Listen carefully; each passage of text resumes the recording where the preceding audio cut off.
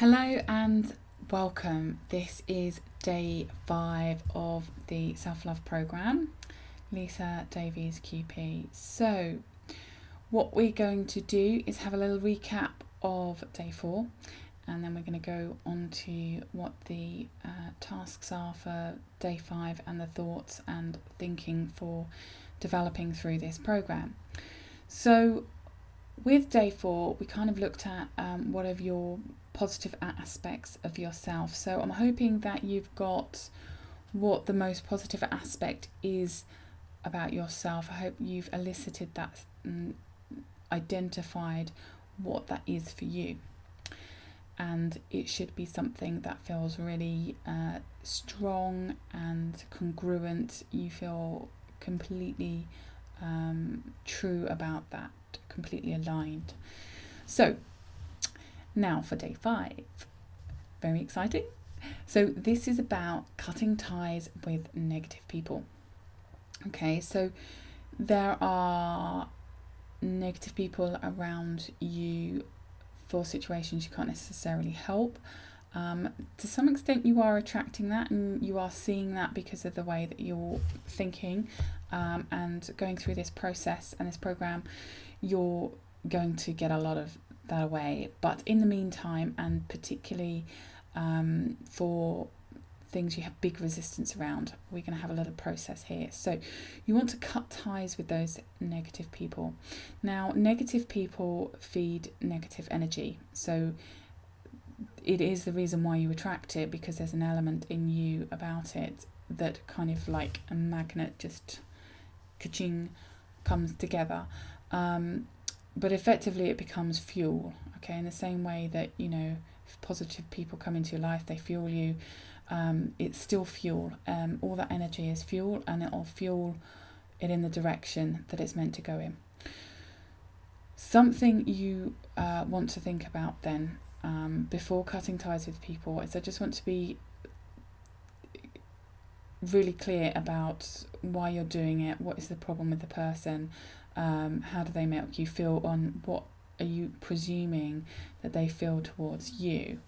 So, for example, you might want to write a list of people, and you might want to put them in categories, or you might just want to write the list or put them in groups because of where they are. So if you've got some that are family, if you've got some that are friends, if you've got some that are colleagues, you might want to categorise them like that, or you might want to categorise them around the feeling that you get from them. So for example, if you find that people are negative because you think that they're actually jealous of you, then maybe have a jealousy category or something like that. It doesn't really matter how you do it, just do what comes naturally that allows you to write down all the names that you want to do.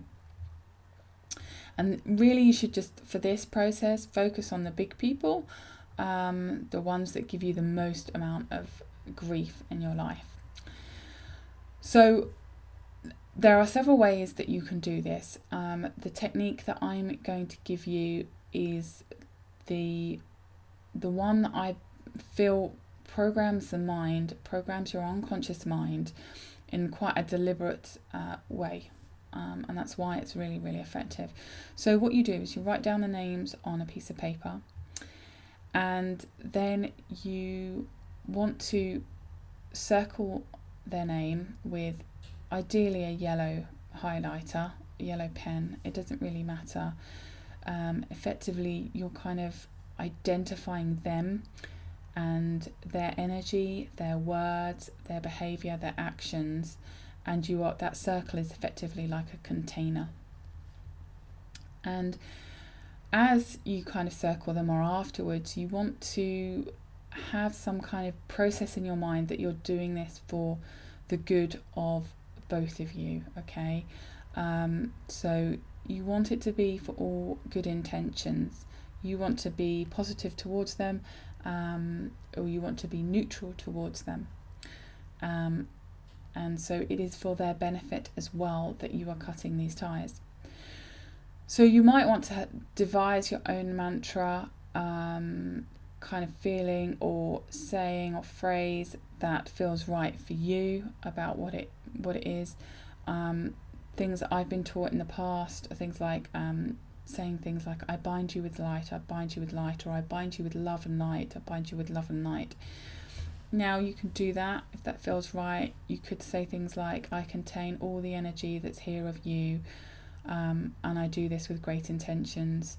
So find a set of words that just feel super comfortable for you, that reflect what it is that you're doing. Okay?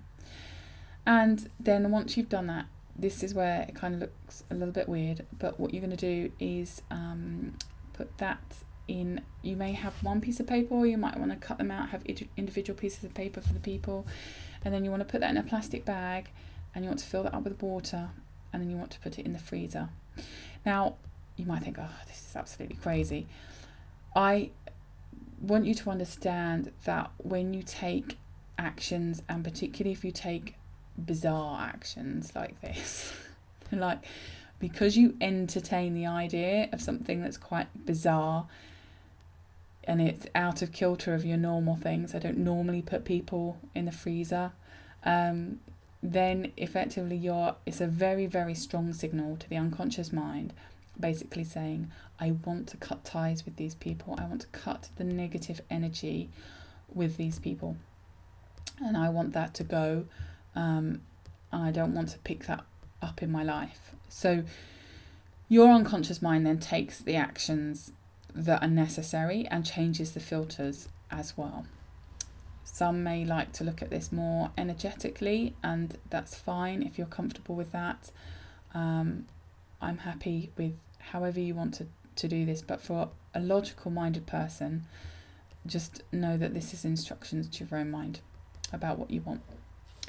So there's a little trick and tip for you. Now, the other thing I want you to think about and notice what you're doing is that when you kind of use the word bitch, but when you kind of put people down, other people down, bitch about them, say nasty things, whether that is someone who cut you up and you're calling them a jerk, a bad driver, whatever phrase you use, all of this is actually an instruction to your unconscious mind. Now, I learned this in my neurolinguistic training process, and I was very surprised, shocked, and upset that I was taking everything personally that I'd ever said about other people. Now, I wasn't overly a vicious person in terms of going around gossiping about people, but when I felt strongly about people, I had a lot of self-talk in my head about them, and so, I was upset that I was giving myself these instructions. Effectively, what you do, for example, is if you say, that person is such a cow, they do X, Y, Z, they're really mean-spirited, they're selfish, they're unkind, they're backstabbing, whatever they are, whatever it is. I don't want to go into it too much, to be honest. Then you program your own mind to carry out those instructions. Your unconscious mind cannot tell the difference between you and someone else. Your unconscious mind constantly listens to everything that you say, watches everything you do, listens to what you say outwardly, listens to what you say inside here, and it just takes that as instructions in the same way that you go along in your car, or if you're walking somewhere and you go, I need to take the next left. It takes these instructions, everything. So it will then carry out your requests. So, there's being kind to other people for the sake of being kind, and then there's being kind to other people because actually you're being kind to yourself. So please do it because you're doing it for you, and curb your tongue, and you'll find over time that you actually become a better person because of it. But that also it's very easy to drop this kind of habit. So you've got rid of people in your life, the ones you want less of in your life. Now, you want to also have a think about people. If there's a situation, they're not family, there are people in your life that you think they're causing me trouble, they're causing me upset, whatever it might be, and it would be easy for them to be out of your life. So it could be a boss at work, it could be a colleague at work, it could be a neighbour, it could be somebody that you have to see for a hobby or certain situations. Then there are ways that you can kind of wish them away. And I did do this. I did this with some neighbours. So you can do this. So I want you to imagine those people, and you want to think about, so take one for example, and then you can do this another time with the other ones. Imagine those people and that person, and think of fun and nice reasons why they are no longer in your life.